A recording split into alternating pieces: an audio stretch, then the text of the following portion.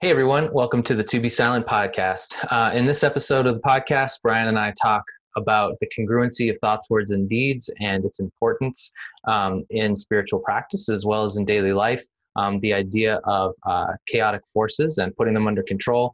And we talk as well a little bit about some of the changes that we're making in our program as our membership and our presentation of that membership evolves over time and our own experience with that. So I hope you enjoy the show and let us know what you think. Enjoy. Yeah. All right. So I was thinking about 2BSilent and I was doing some deep contemplation and I feel like, okay, so there's a couple different things. One of them had to do with like the podcast. Yep. And the other had to do with like how, well, it's all just kind of all around like how we go about like selling the membership. And like I was thinking about like I got Deadline Funnel, that program that's kind of like, whatever. It basically automates like deadlines for people so that we could do like that auto-generated deadline thing through our sales process. Yep. And when I thought about it, it was like, and like kind of just like went into that headspace around it.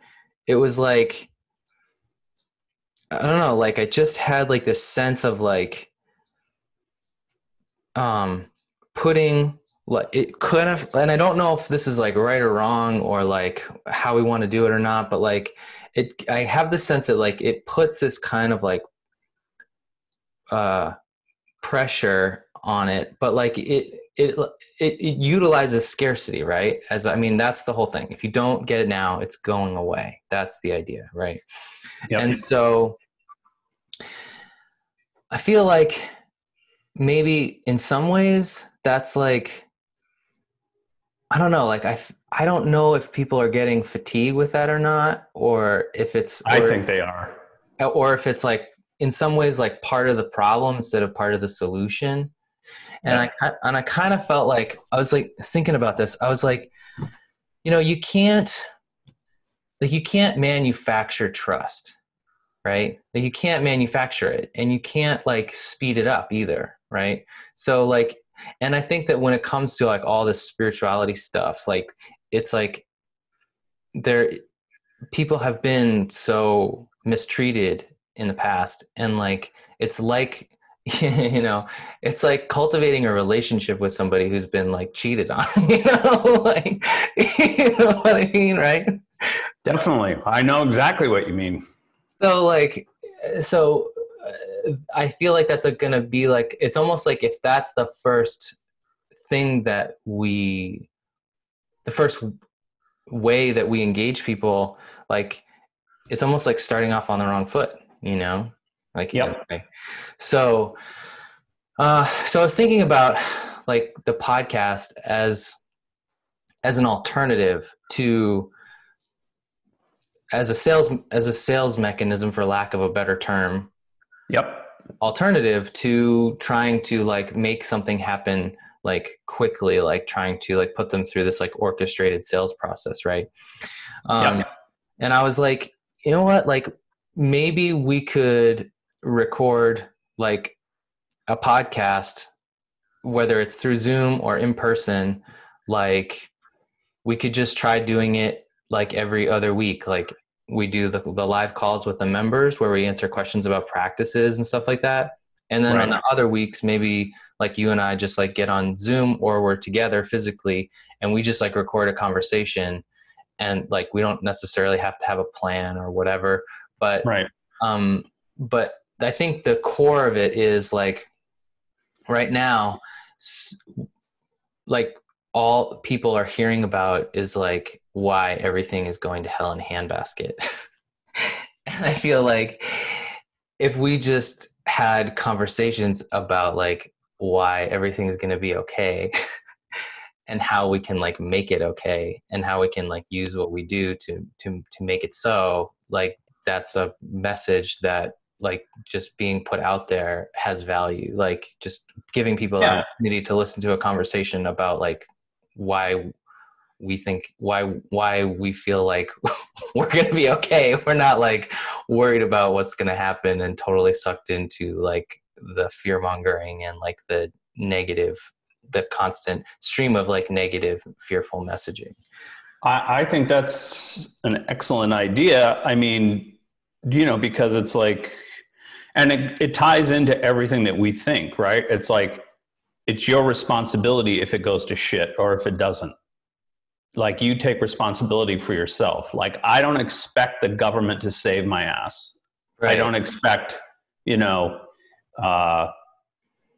the safety net to be there. I don't expect it because, for a lot of people, it's not there. And so you can't say, oh, it's a given.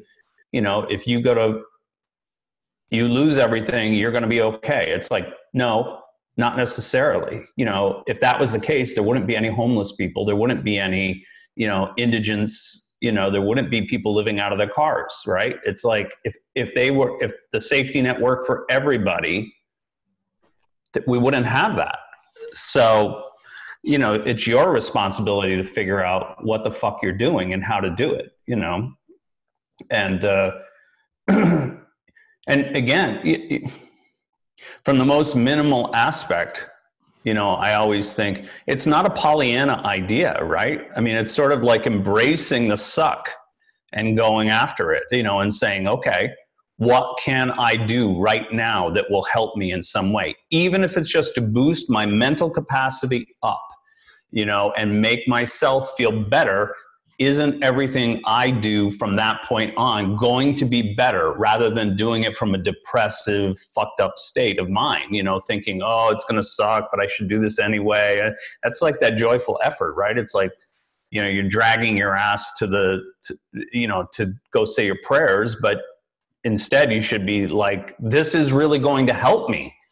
Like, I don't have to, watch TV. If watching TV is erasing my brain, right? It's the great brain eraser, right? It's like, okay, I'm not saying it's a bad thing, right? We all need a break where it's like, you can just wipe it out. You don't have to think about anything anymore. You think about what's in front of you, which is inane, but it's just enough to sort of like, let it go, right? It's the same thing that I don't even count music in that category, right? Because music, it's, you're in training to it. So if it's music that you love, you're going to be up at that point. That's why, like, people, they put in their earplugs and go and put their music on and go do work that they normally wouldn't. You wash the goddamn dishes while you're listening to the music you love. It makes it better. Right? There's no doubt that we don't have to get all woo-woo with this stuff, right? It's like, I mean, you can go as deep down the rabbit hole as you want. But the idea is, it doesn't have to be. You could just say, like, here's the empirical knowledge, your experience. If you do, let's just use dishes. If you do dishes and it's just a suck-ass job, well, it's going to be a suck-ass job.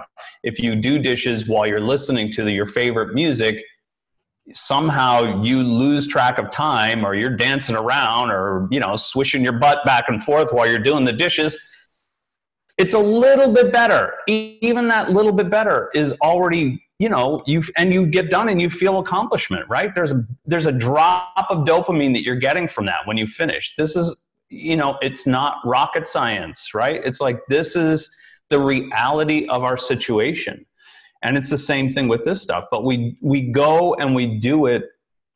It's a responsibility that we take on personally ourselves, right? It's like, I'm going to be okay, and I'm going to make my family okay, no matter what it takes. There's my first, declaration, right? And then I do whatever small thing, including, all we're saying is that includes your spiritual work. And it should be, for us, like, look, I've been in the shit many times, right? On a regular basis. And I know it doesn't look like it. I know it, you know, but that's, and I'll tell you why, because when everything was down and out, the only thing that I had that nobody could take away from me was this spiritual work. And I made it my priority because there was nothing else physically I could do. There was nothing else. You know, I'd gone to all the banks, I'd gone to all the debtors, I'd gone to all these people. You know, I was trying to figure out what other work could I do? What, you know, it's like, what else could you do physically?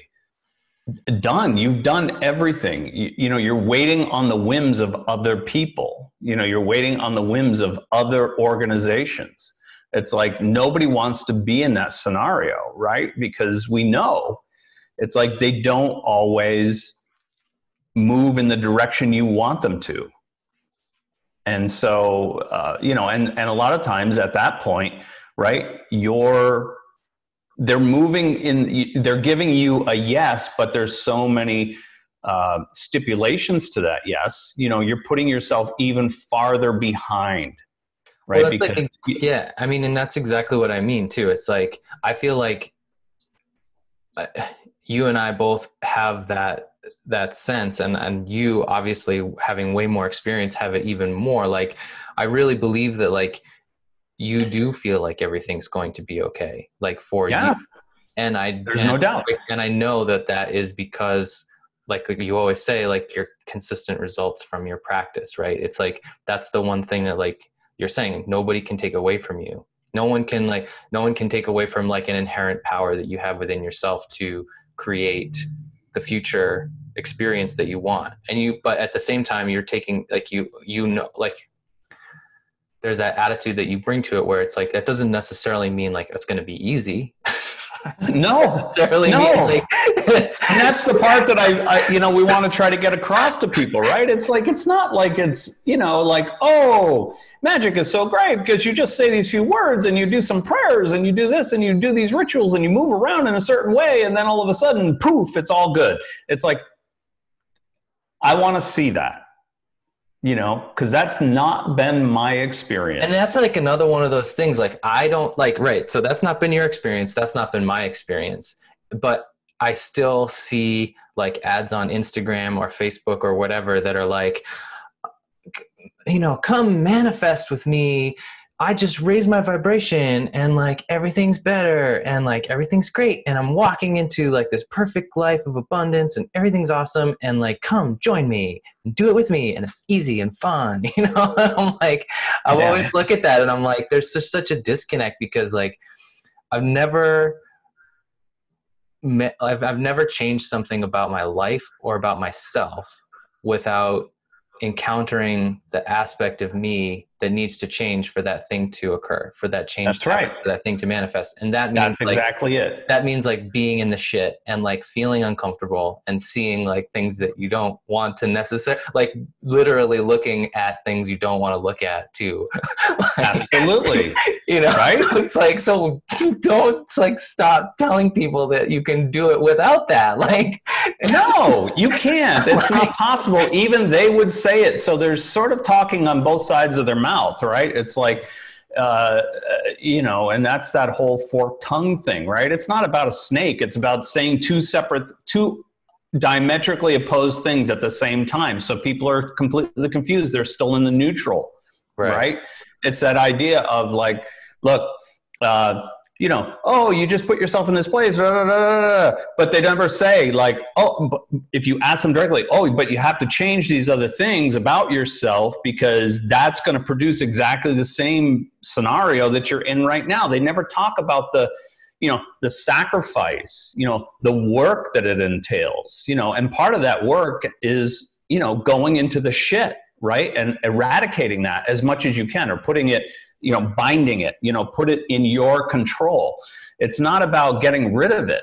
It's not about getting rid of it. I've been saying that for decades. You know, it's not about getting rid of it. Why would you want to get rid of the thing that's the most, you know, the most impactful, the most, you know, powerful aspect of yourself. It's like, being in a blissed out bubblehead state, who would want to move from that?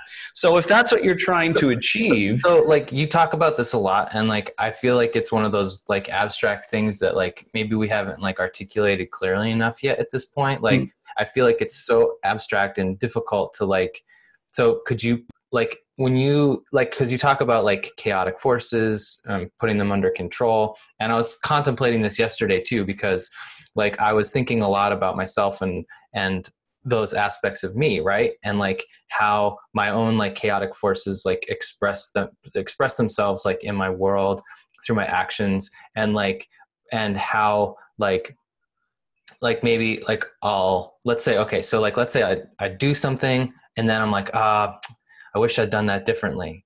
And then like reflecting on that action, I'd like judge myself. And then like in the judgment, I'm also like, it's like another instance of like negativity, right? Or like a chaotic aspect, right? So, but both of those things, whether it's like a judgment or the ability to like assess like, personal good from bad, or, like right from wrong, or what things I like or want to be, things I don't. Sure. Like that's not an inherently negative faculty.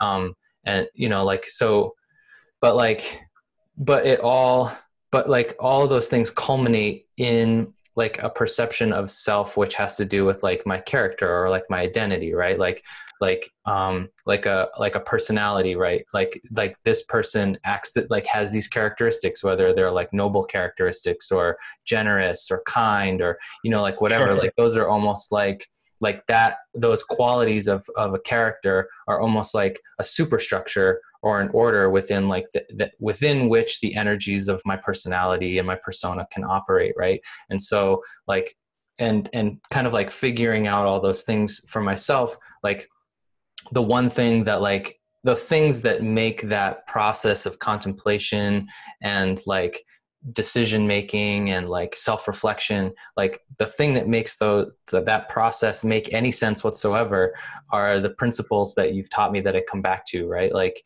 just this idea of like the congruency of thought, word, and deed. Like it doesn't matter like necessarily what you do, it just matters that you're congruent with what you do. So you need to figure out how to be congruent, and that means like knowing like the game that you're playing, knowing like the rules that you're playing by, the rules that you've set for yourself, and like kind of figuring those things out, right? So like that's a really deep and like abstract example, but I think it kind of touches on that idea in some ways of like what you're mentioning, like this idea of like chaotic forces or so maybe you could give like some examples of like what you mean by that, like by like what's an example of a chaotic force, and why is it something that we don't want to like eradicate, even though we hear about like in many like Eastern traditions the idea would be to eradicate that force, to just be in this like peaceful neutral state. Like so like could you think of something? I mean, I guess it's two different ideologies, right? It's like and I'm not saying either one is easier than the other, right? I mean, they're both, like any tradition has its, if there was one tradition that was just like, oh, everything's good, just follow this and you're going to be perfect. It's like you'll have no hardship. Everybody, there would only be one tradition because who would want to go to anything else, right? It's like, oh, just say these prayers or say these things and everything will be great, and it's like you'll be eating ice cream every night and never gain an ounce, and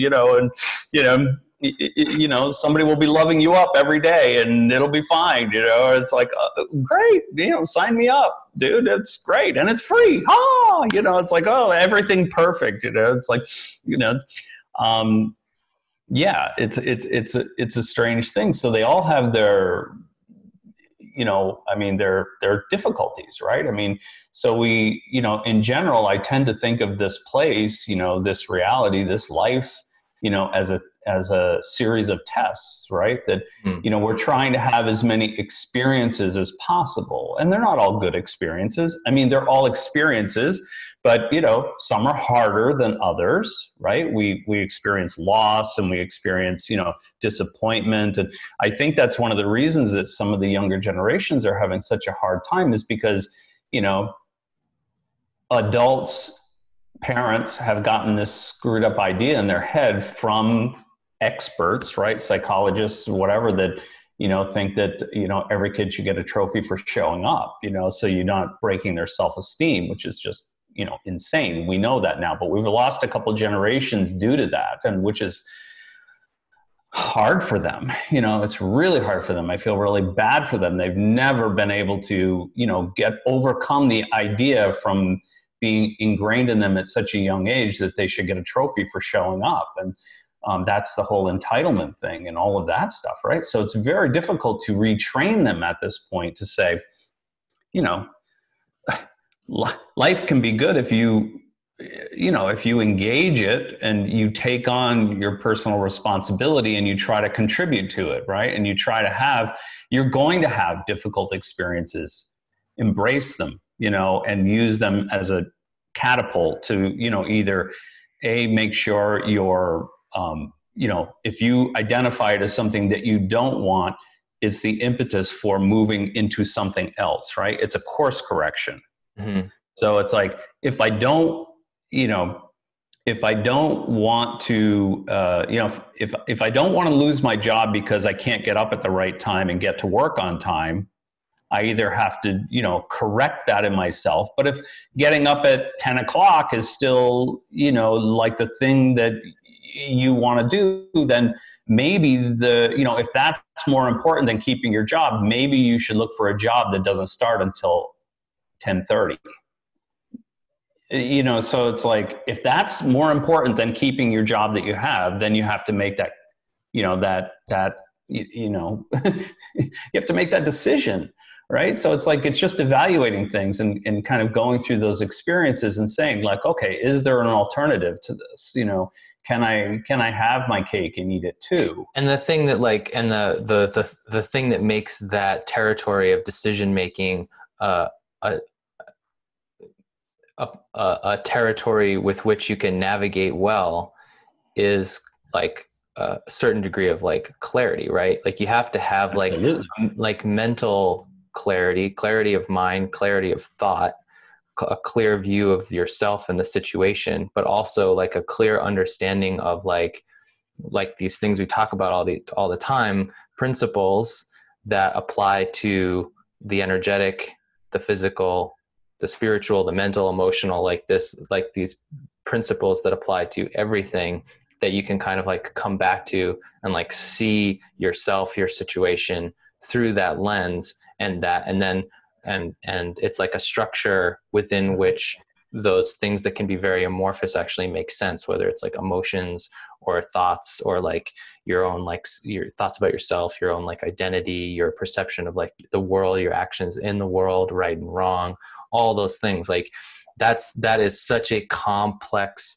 and potentially muddy place to be, but that's like where we are. That's where like all human beings, we're in that. So it's like, well, that's the whole idea, right? Is that we're in it all the time. We're in it from the day that we're born all the way, until, well, let's say to some extent, that might be a little hyperbole, as far as that goes, because, we're completely dependent on our parents for, several years, right? Until we start to independently act in the environment, right? And then we have choices. And so if the parents have done a good job, it doesn't mean that we're going to be completely safe, but it definitely means that we're going to have the ability to think for ourselves, at least in the environment that we're introduced into at a certain given time, right? So like if we're introduced to with other kids or, other adults,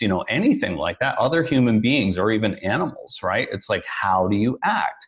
And what do you do? If you grab the cat and the cat scratches you, hopefully you don't do that again. Right. And hopefully it doesn't go too far where you're completely paranoid of cats for the rest of your life. Right. It's like, so, there's the extremes and the continuum there. And So that's what I mean too, right? It's kind of like, because like, it's almost like the thing that makes you so confident that everything's going to be okay for you is like one of those things, let's say, is your grasp of the principle of the congruence of thoughts, words, and deeds, right? Like, because you know that, like, if you're congruent in your actions, like, in your thoughts, words, and deeds are in alignment, like, the thing that you are aiming at through your thoughts, words, and deeds is inevitable. So, like, you don't have to, like, you're not, like, you don't question that because you have too much experience that says that that's the case. So, like, right. so that's why, like, let's say that's why during these times, like, you're not going to experience as much fear. You're not going to be as afraid because, like, you know that, like, if you can get that right, then you'll be okay. Yeah. And it doesn't always mean that thoughts, words, and deeds congruent means that you're going to have a good experience, right? I mean, not awful, but not good either, right? Like, I'll give you just an example of that. So Yeah. it's like a really good friend of mine, probably one of my best friends. He's very up on, his family, is in finance and he's in finance, but he's always been, because of that industry, he's always been very up on political things. And he let's say he moves left of center, right? And so he's not extreme, but he's definitely more liberal than, let's say, conservative, which is weird for a finance guy, right? So, but he's such a good person, and not naive and very intellectual. It's like, I mean, just, I use him as an advisor all the time. And so let me just give you an example of how it doesn't always, it's not like by thought, words, and deeds being congruent that things just inevitably are smooth and easy, right? It's like, so, I sort of use him to bounce political ideas off because I'm not a political person, really. I mean, I have my own views, but it's not been a thing in my life. It wasn't with my parents. It wasn't, with people that I trained with or, kind of grew up with, like in my 20s and early 30s and all of that. So, so I had, I was looking at this one scenario and, and I had it down where it was like my thoughts and words and deeds were congruent with what I thought to be true and correct. Excuse me. So when I engaged him in that and said, hey, let's talk about this thing, because I'm not really sure, how things are going, but here's what I think. And this is what, the information that I got. And he sort of dismantled what I thought was correct. Right. And so that wasn't, I mean, it wasn't pleasant for me because nobody wants to be proven wrong. But at the same time, it wasn't like devastating to me where he was like ready to, go to fists over it, because I mean, that's not the way that we work with each other. And so, but then I went back and he challenged me to go and, look at this and look at this and look at this article, read this thing, and see where, the information that you've gotten is incorrect, or skewed. And so I did, and finally went and found that to be true. Right. And it's not always that way. I'm not saying that it's like, it's always been that way. And so, because we go back and forth with this, but so even though, my thoughts, words, and deeds were congruent with the idea that I was holding, it's not like, it was the, absolute correct understanding of what was going on, right? Even though my thoughts, words, and deeds. And so there was that little bit of, let's just say, like a slap on the nose and saying, like, you're not thinking about this correctly, and here's how we can correct it. But if I feel like I would have, when your thoughts, words, and deeds aren't in alignment, that gets, your ideas get so skewed that you're not able to actually bring a concrete idea to the table where people can correct you or where you can correct them, right? And so even though the situation was kind of like, let's say on a minor level, not pleasant, because nobody wants to be proven wrong or saying, you're not thinking in the right way. My general axiom has to be, was concrete, right? Which is, I want the truth more than I want to be right. And so I hold to that all the time. So by being able to bring a concrete idea to the table, he could see clearly what I was saying and what I was thinking and saying, nope, you're missing a few points. Let's steer you a little bit this way, give you some other things to look at, and then combine it and then come back to me and see. And it pushed me into my general axiom of, I want the truth more than I want to be right. So it's like that corrected me. And then my thoughts, words, and deeds were congruent in a slightly augmented way than they were the first time. And now I feel like that was a good experience for me, right? I wanted to go into, I have that connection with him that, it's safe in that we're not going to go to a slugfest. It's safe in that, nobody's belittling anybody else. It's safe in that, all the most extreme, we're never going to talk to each other again, right? It's safe in that aspect, but it's not safe in that there's no pain of, it's minor pain, right? But it's not like it's completely devoid of any kind of like, oh, you're okay, I'm okay, blah, blah, blah. No, there's only one truth, right? And so, you can't be on both sides of that. Both things can't be right. You want to know what is correct and what's incorrect. And, and going through that, it's just like grabbing the cat and having it scratch you. Okay, it's not going to kill you, but it's not going to be pleasant, but you learn not to grab the damn cat that way. And it's the same thing with all of these things. And I think that a lot of times people are looking for, thinking thoughts, words, and deeds will give you a worry-free, pain-free, discomfort-free, zone. And that's not the case, right? Yeah. It's not the case, right? It's like, but the idea is that you can present a very clear idea that's not ambiguous.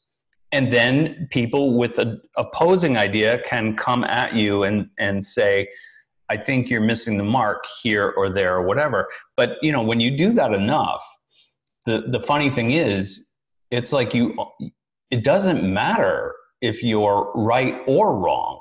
It's like you're course correcting yourself by presenting very clear ideas of what you think, and you're letting other people influence, or, like maybe he's wrong sometimes. And we've come to that at certain times. And I'm like, what about this? And he's like, oh, I never really thought about that. Okay, let's look at it. We're both in that way, right? Right. And let's say like in your example here with your friend talking about politics, like if you compare that to, let's say, I want to make $1 million and the world is my friend instead of, like your example, right?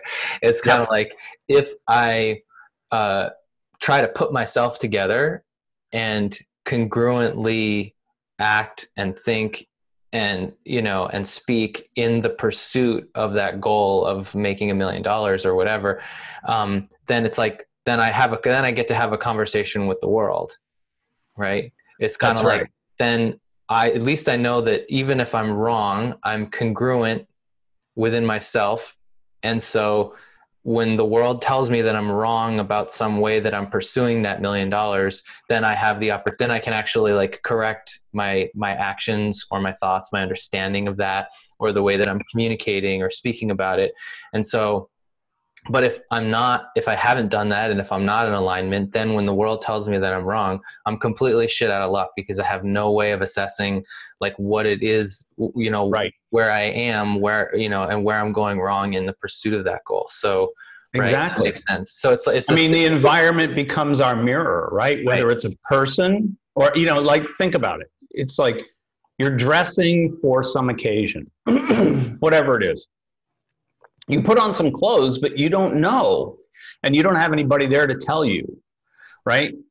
And, so what do we normally do? We look in the mirror, right? To see, like, how do I look? Am I okay? Is there stuff on my shirt? Is there, is the tie tied right? Do I look like a goofball? It's like I'm not going to a 4th of July picnic in a 3-piece suit, usually, right? I mean, that would be kind of ass backwards as far as I'm concerned.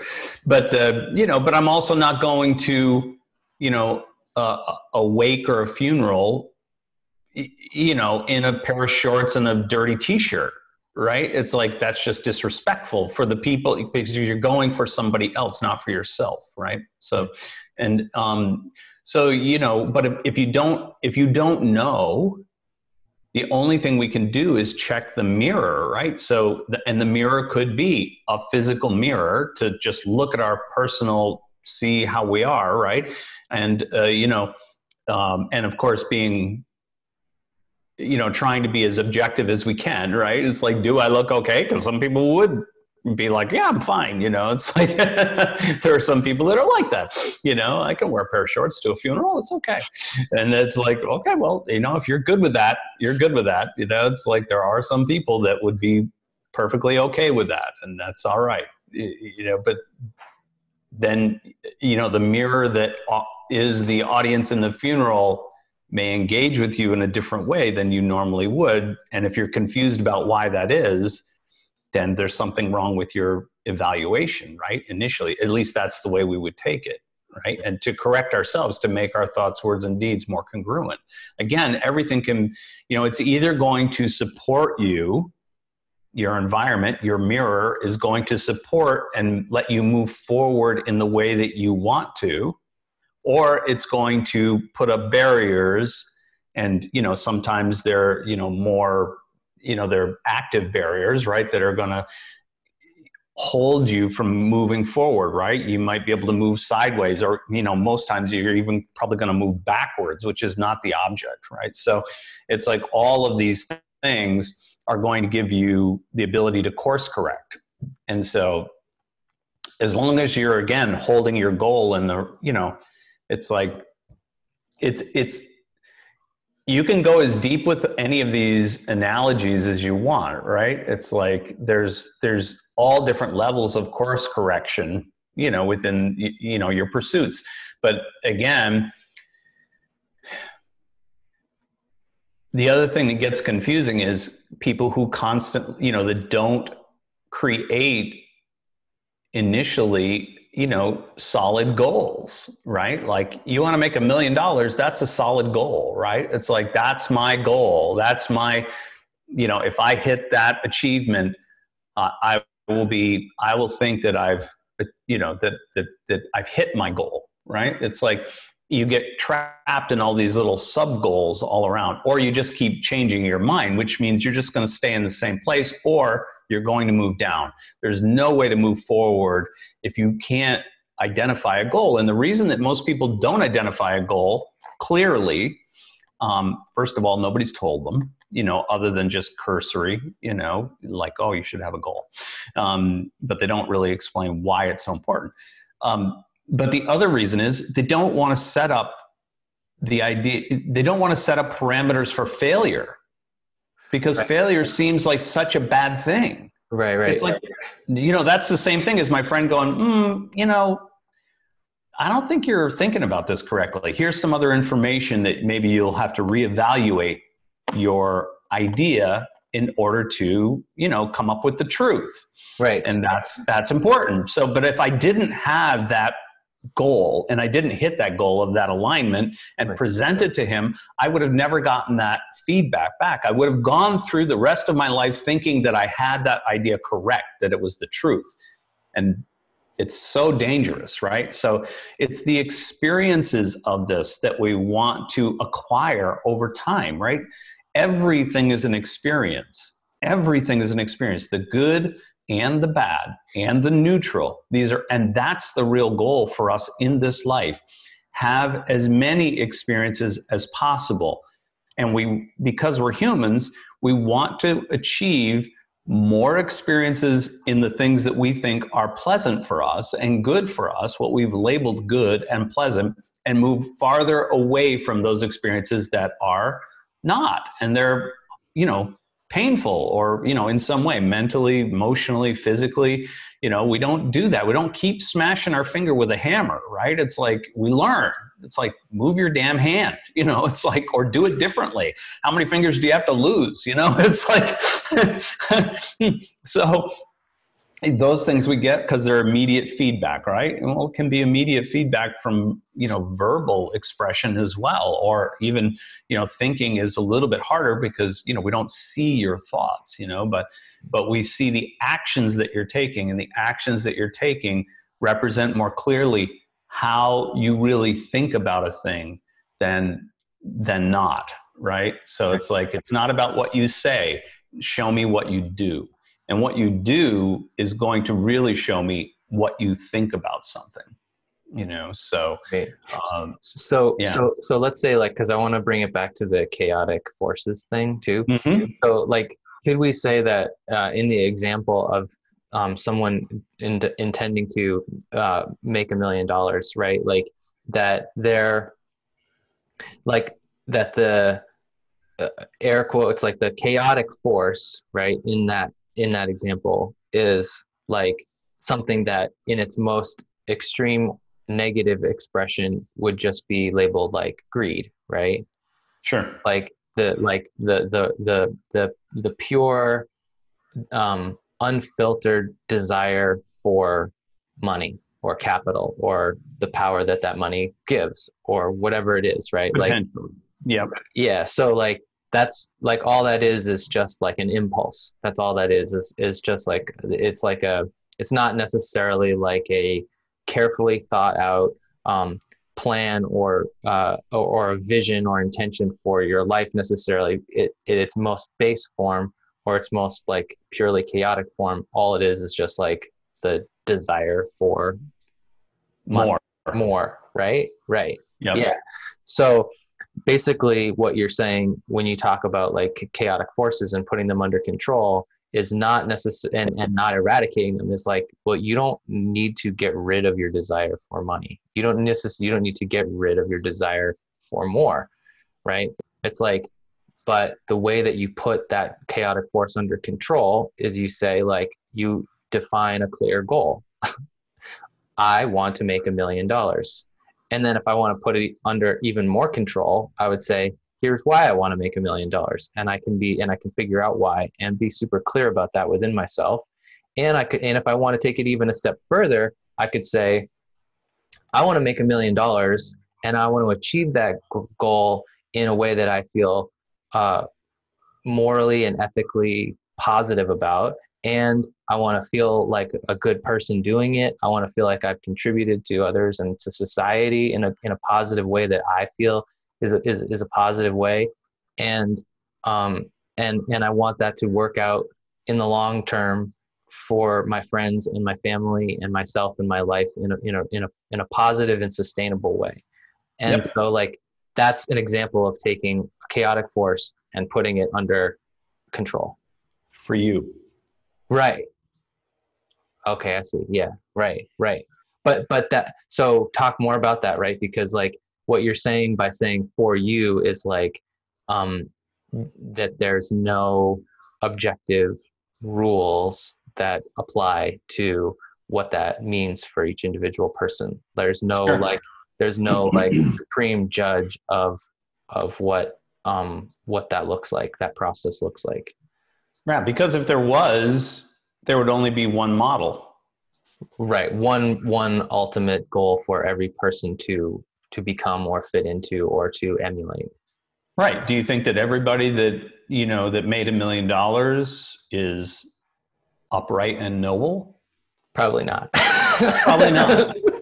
I'm just going to guess. Yeah, we're going to guess and say probably not. Okay, you're right. I mean, there's plenty of slumlords and whatever that have made $1 million or more on the misery of other people and cheating them. Right. Right. Yeah. But and so if there was some universal rule, don't you think that person would expire very quickly after that.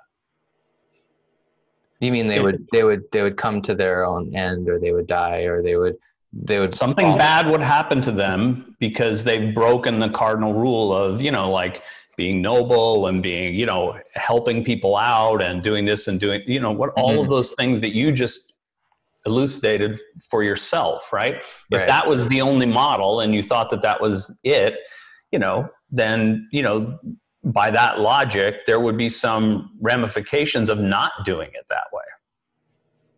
Right. And there isn't. And there's not. Because there are plenty of people that survive very well and do all of those things in a pretty bad way and take advantage of people and still are okay, right? They're not, I'm sure there are people that live long and ugly lives doing that, and probably long and nice lives doing that. And that's and that's one of those things, right, that we see, like that's one of those spiritual or like religious disconnects that I think we all see and we all sense like intuitively, right? It's like one of those age-old examples of like, well, if such and such is true, if I believe the things in like the book of my faith and blah blah blah blah blah, then like why do like rich people who are also scumbags and screw people over, why do some of them seem to be okay? Or like why, like, right, like there's a lot of those examples of like people who would be more perceived as morally reprehensible to somebody that is rooted in a particular faith, and yet they don't seem to have, that person who they perceive as morally reprehensible does not seem to be receiving any negative blowback from the behavior that they deem as unacceptable. And why would you say that is? Let's just assume that that's the case. Why would you think that they come through that unscathed as much as anybody can be unscathed, even the noble ones, right? Right. Why would the scumbags, come through unscathed as well? Because they're congruent. It all comes back to that. They're congruent, and I mean really congruent. They don't, not like there's congruent. Yeah, as soon as that congruency is, disconnected in some way, that's when you get smushed. Right. Right. That's the only thing. I mean, we come back to that over and over again. It's like, look, if you want to go through this life and have these experiences with the least amount of retribution, which is self-induced, right? There's nothing up above that's telling you like, boom, boom, boom, right? Gonna smush you for doing that. It's like literally the only thing is that, be congruent. It doesn't mean that you won't have, hardships or any of those things, but if you stay congruent with what you're doing, you're probably going to achieve the goals that you've set up for yourself, so, but if any incongruency happens there, then it will come back to smash you, basically. So, depending on how big of incongruency it is, right, seems to be the only, the only sort of retribution, right? So, I mean, as much as we can see, I mean, you'd have to, that's a study that we can look at from the outside, just sort of like looking at it more from our own experiences than from anybody else's. But, it seems to happen that way, and it seems to be consistent with everybody, right? I mean, it'd be hard pressed to sort of do a study on all of those things specifically, to see, because who's going to sign up for that? It's like, oh yeah, I fucked all these people over and, but I'm good with it. So it's like, I've had plenty of people come to me asking me to help them, manipulate things, let's say, in a negative way for others. And it's like, and I'm constantly telling them like, look, it's like, you probably should, no, I'm really good with this. It's like, I don't think you are, because that's not the type of person that you've been representing to me. It's like, you're not going to be good with this. There's something, if you're already saying, I know this is kind of dodgy, but I want you to do this. I'm like, No. Not because I can't do it, because, first of all, I don't like that. I'm not going to do it because it's not congruent with who I am. But the second part is, I know you're not congruent with it either. And, and I like you enough to not do that so that you're not going to get smashed by it. And so, and I mean, I've ended associations with those types of things, because I wasn't willing to be, the mechanism behind that inevitability, because I knew that there's no way in hell that they were congruent with that. They just weren't. So, why would I speed them along their path in that negative, sort of trajectory? Right. And that's so like when we talk about like energetic spiritual practices, changing your environment, changing yourself, changing your life, being like work, like a lot of that work is like becoming congruent with whatever it is that you want, and also having that like definiteness of purpose of like the goals that you want to achieve. Yeah. Give me 1 second. Yeah. Bathroom break. Bathroom and eye drops. Oh, great. I like the other idea too. I mean, I like your contemplation where that's going. Yeah, I just like I think we both thought that for a long time, but we're trying to, here's the course correction. We're trying to do all the things that the experts say that you should do if you want to achieve this sort of level or whatever. And it's like, okay, and we did it. It's like, good. All right. But now we're not congruent with it. So, it's like it doesn't fit fit the people that we're trying to appeal to. Right. Do you want to talk about that at all in this podcast? We can. Sure. I mean, it's kind of that's how I started it when I hit record. So, I mean, I could keep that part or yep. Trash it, or we can just like use that. We could even like just use that as a segue to talk about like, because what I want to do is just put like on the website, I want to put like basically like a link that's like a join program link or whatever to, and have that up there, like all the time, and then just like have these conversations and talk about the programs that we're doing, and talk about what's going on, in whatever now in the world, in our lives. Yeah. Kind of have these periods of like contemplation that so that people can get to know us, and then when they're ready to take the leap to actually try one of the programs or to be a part of the membership and do the SEEing program, dreaming, contact, whatever, like they can get involved whenever they want and start to actually participate in like the live calls that we do only with the members, where you're talking about like specific answers to questions about the practices and all that. But yeah. I think that's smart. I think the podcast should be almost like it's a better, more comfortable sort of, we can just let it, organically evolve into whatever we're talking about at the time. Could be current events, could be anything. Right. And then exactly. how do we talk about it from the standpoint of, our spiritual practice or whatever it is. And then, people get to understand it. And because, most of our thing, if I had to say what's the difference between our stuff and everybody else's, is because we want it to be not just current, but, because I think there's a huge push with a lot of this stuff is to go back to old, it's like you can't, you've got to take the old information and adapt it for what's now.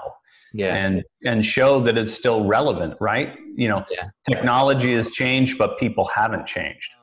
So to wrap up today's conversation, just to kind of put a little bow on everything, it's kind of like the work then that we were talking about in the beginning, is, kind of putting yourself together and becoming congruent. Like a lot of, let's say not, obviously not all of the work, because there's just like the downright practices of whether it's meditation or, you know, or some type of physical practice of qigong, or the rituals that you learn, or the analysis that the analysis process that you go through to understand the practices that you're doing, or the rituals that you're doing, or whatever. Like there's all those things are work too, but like one of the elements of work that we're talking about is like, you know, becoming congruent within yourself with like the specifying the goals that you want to achieve, and then like how you're going to go about that, how all of that works, and how to put yourself into a state where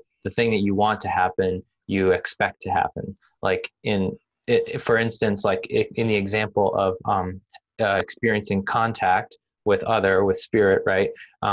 It's like one of the ways that you become congruent with that is like, you know, specifying like what kind of contact do you want to have, right? and how that's going to work, and how that's and not just like, you know, how do you want it to be? Not just like, do you want it to be a voice in your head? Do you want to see something in front of you? Do you want to just, you know, like have a conversation? What do you want to have a conversation about? Like what, you know, like all, and you know, I mean, there's just so many layers to that. And I think that, you know, that's obviously our goal and that it doesn't have to be figured out all at once, right? Right. It's like you Right. become congruent with it. The more of those parameters come up, it will, you know, it's a course correction, right? And that, you know, and it's not all mental work, right? It's like and it's not all adding things. Sometimes it's detracting things, right? It's taking things away. So it's like, once you know, have an idea squared away in your head, you can let go of all the other stuff that's sort of splintering you from that, right? So that you know that it's, you know, you have less in your head all the time that's conflicting. Right. You can let that go, right? And so the same thing with your words, right? It's maybe not just what you say, it's also the things you don't say. And it's also the things you don't do verbally. Like you don't, you know, it's not, you know, like, what's a general one? Like, you know, no rumor mongering, you know, it's like no, you know, talking shit about people, you know, behind their backs, all of that stuff. It's like you stop doing that less and less each day, right? And if you can't just completely stop, right? Less and less each day. And, you know, and you only say decent things, or, you know, you have good reasons to, you know, it's in line with the way that you think, right? And the physical stuff, maybe it's not just don't eat ice cream every day, you know, do some physical damn exercise, right? Because that's going to be, you know, it's going to make you move through your day in a different way, right? It's like, qigong or yoga or something that's energetic and physical, right? So that it's like you can withstand the impact of all these things you're going to do. It's like you could have the best idea in the world, but you don't have the stamina to go through, you know, with it. Right. And I it's think like physically, you just can't physically do it. So you need to build up to that. And that's part of being congruent as well, right? That's not just doing good acts. I mean, that's very naive, right? It's like be able to withstand doing good acts, you know. It's like, yeah, you go to sue, you know, it's just, there's so many little layers of that we could give as an example. And, you know, it's like all of that, you know, starts to build the person that you want to become. Right. And that's, I think, like why it's so, sometimes it's, you know, it's hard to discuss these things like in a consolidated way, because like there is like so much to say about each piece. Right. And so like, I really feel like that's what we are trying to do with the programs. For instance, like if it's contact, right, with spirit that you want to have, like face to face or otherwise, it's like all of these same rules apply. And so how do you like present like, so what we're doing, right, is like we present each aspect of that process like as a practice, and then also like there's the theory and then there's the practice, then there's the theory, then there's the practice, then there's the theory, and then there's the practice. So that because it's not just like, oh, like, I mean, that's what everybody else is doing, right? That we see is like learn the formula, learn the ritual, learn the magic words, and then the thing is going to happen, right? And so because it's not that simple, it's like, because that's the thing, right? I was thinking about this for our program, for Contact. It's like, why not in the very first module do we not just give the exact format of the devotional ritual that we're going to do with people, like right from the beginning, and just say like, okay, here's the thing. You're going to tailor this. You're going to take this ritual. You're going to tailor it to yourself and to the thing that you want to contact. And then that's just what we're going to do. And then everything else is just, some of the details. It's like, because because it's like that's what everybody else does. It's like, here's the thing. And so they're missing they're missing the most important part, which is, you've got the practice, which is the salt, right? You've got the theory, that's the sulfur, right? If you want to make it into a alchemical formula. But the thing that most people aren't doing is the mercury, which is not just the words that we speak that interact between the two, right? The mercury is your experience in doing the practices, which brings you to understanding. It's better understanding of the theory in your head, right? There are a lot of decent theories, but when you go to apply them, they don't work out, right? And so, it's like you have to do them in order to see. History is fraught with things that, we make a meme kind of funny thing out of it, right? It sounded good at the time. Right? It's like, famous last words, right? Hold my beer, right? It sounded good. I thought it was a great idea at the time, right? It's and then, things got, calamitous, right? And so, it's the experience part that people are missing out, and which is the part that I'm driving home so vehemently all the time. It's like, do it badly. Get some understanding of the theory of what you're supposed to do, map it out, and then do it. And then from your experience, you're feeding that back in and course correcting.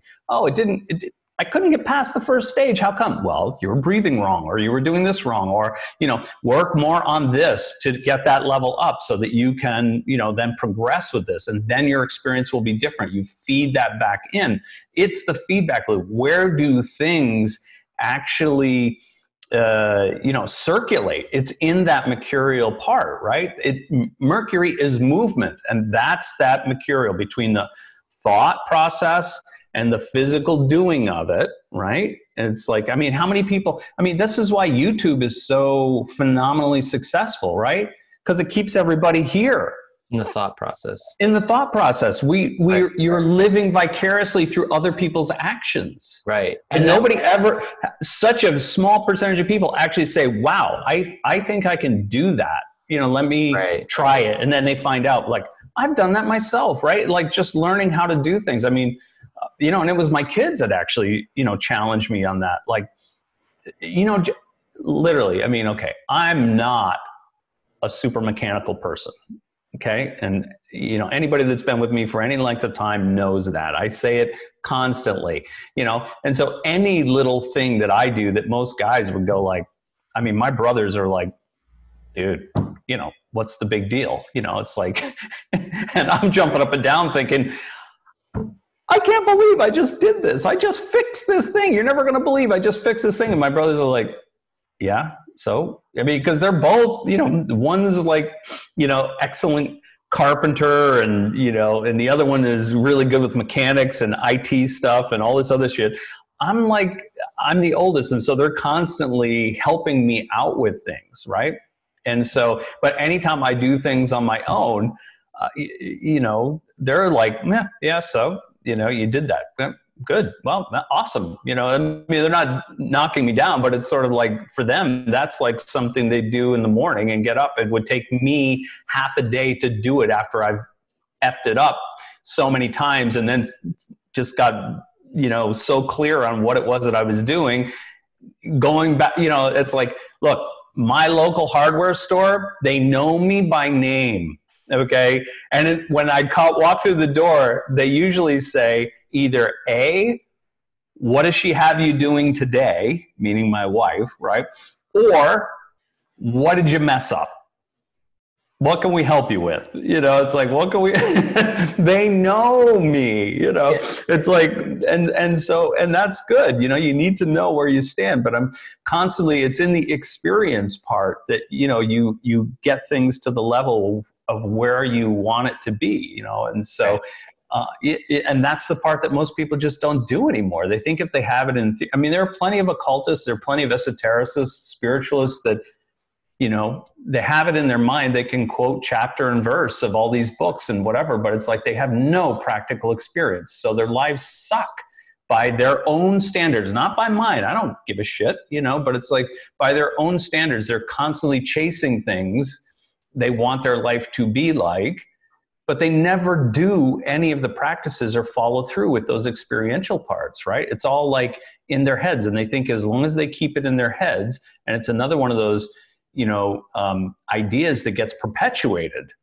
that like, if you just have it clear in your mind. No, it's not just if you have it clear in your mind. If you have it clear in your mind, you're able to actually do the practices or put those things into practice. Once you do, and you are presented with a certain result, good or bad, then you course correct to get you where you want to be if you have a goal. Right? It's like, I want to get here. I have the general theory. I do the basic practices. I have an experience that goes back into the understanding. I can correct from that, and back to the physical practice. I can correct from that. And slowly but surely, I'm moving closer to my goal. Yes. That's the idea. That's thoughts, words, and deeds congruent. It's that, it's that middle part, that mercurial part that is the key for all of this. It's like, you have to have your own experience. Why I'm so reticent to just give my experiences out, not because, I'm holding them close to my vest, not because I don't want to give people my experiences. It's just because I don't want you to try to mirror my experiences. Your own experiences, they'll be within the certain context, certain parameters of the experience in general, right? But they're going to be unique to you. And I don't want people to try to copy my experiences, because it may be something that you can't copy because you're not my fingerprint. Right. Right? Our experiences are completely different, And so, I'm giving you the principles to do these things so that you can have your own experiences, which are going to be better than anybody else's because they're yours. And it'll get you closer to your goals, whatever they are. That's the key. Right. Cool. Well, I think that's an awesome way to end our conversation today, because, it's one of those things that you say on a regular basis, but I really appreciate, because it's very inspirational, and it always makes me feel like, yeah, I want to go do. So I hope everybody else feels that way too. So to wrap up our conversation, like, just to say, like, in the beginning, I'm pretty sure I have included it, and I want to include it, just the whole thing that I was contemplating in the beginning about, like, keeping our membership open instead of like trying to impose a deadline on people. And so basically our membership program is open. You can join anytime you want, whenever you feel like it's the time for you to engage the practices that we teach and the support mechanism of our question and answer sessions to help you along the way as you implement the practices in lucid dreaming, seeing energy, and making your own direct contact with spirit. And so so I hope you enjoyed the conversation today. One of our first podcasts, not our first, but one of our first. And so, we hope to see you guys in the program. Anything else you want to add before we sign off? For this, not necessarily. I mean, I just, I want people to understand that it's, it doesn't, just because it's a method of spirituality, it doesn't mean that all the goals have to be spiritual goals, right? It's like, It can be just your physical environment do you want to change? It can be your relationships. It can be, your success. It can be your health. It can be anything in physical reality. It doesn't just have to be this, sort of highfalutin, spirituality, where you're floating in the clouds or whatever the hell it is, it's like, it doesn't have to be just that. It's like, I always have felt that, and it's not my original idea. I got this from my teachers as well, right from the beginning ones, it's like, look, it should help you in everyday life, because if it doesn't, what are you waiting for?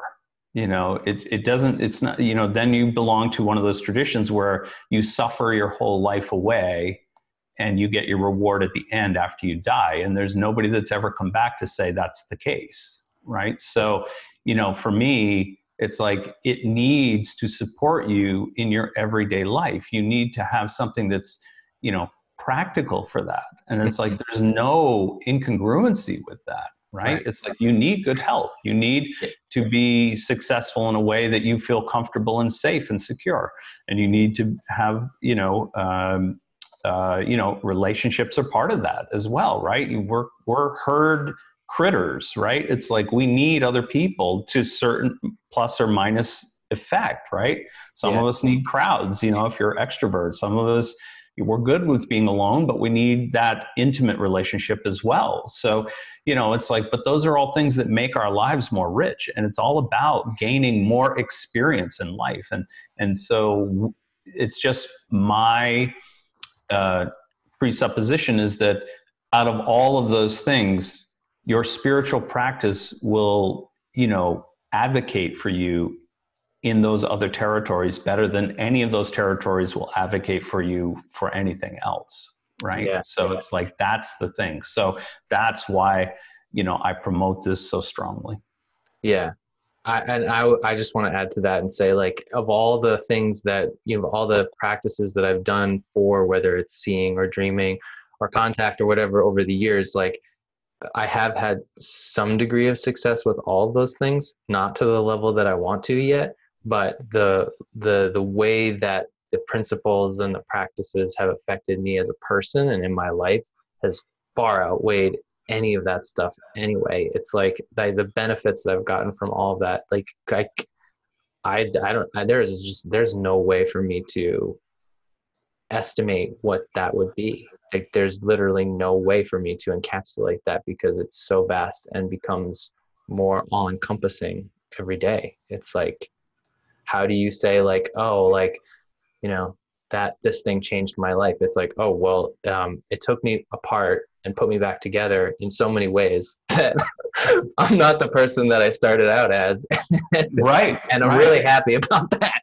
So, and it's a constant process, right? It never ends. Yeah. That's the other part, is that it just never ends. And how many things can you say that about? It's like, how many things that you have in your life that, no matter how good you are at it, it's just, there's always other challenges. There's always more things to come up that you can engage and, make yourself even better all the time. There's very few things that, like, as you age or as you, whatever, that don't change, or, that those challenges start to dwindle, or, or that you can't, make it to the top of that hill anymore. And this is not one of those. I mean, you can continue to go and get better at it and get deeper in it your whole existence, your whole life.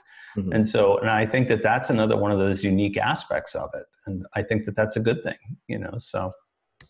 Absolutely. All right. Well, thanks, man. And thanks for all the people that listened to this conversation and enjoyed it. Yeah. And we'll see you later.